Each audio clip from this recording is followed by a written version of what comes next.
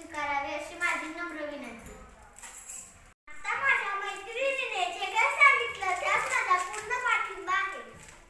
तिला मी मान देऊन अध्यक्षपद स्वीकारत आहे. पुढील कामाला सुरुवात करावी. आता कार्याला सुरुवात होईल. इयत्ता पहिलीची मुले मनोगत व्यक्त करतील. शिवम. आज आपण एका महान व्यक्तीबद्दल बोलणार आहे, ज्यांनी जगासाठी घडले. त्यांचे नाव आहे डॉक्टर बाबासाहेब. त्यांना लाडाने बाबासाहेब म्हणतात. त्यांचे वडील यात होते. ते खूप अभ्यास करायचे. जय भारत. शून्यातून केली सुरुवात. अमर झाले आंबेडकर.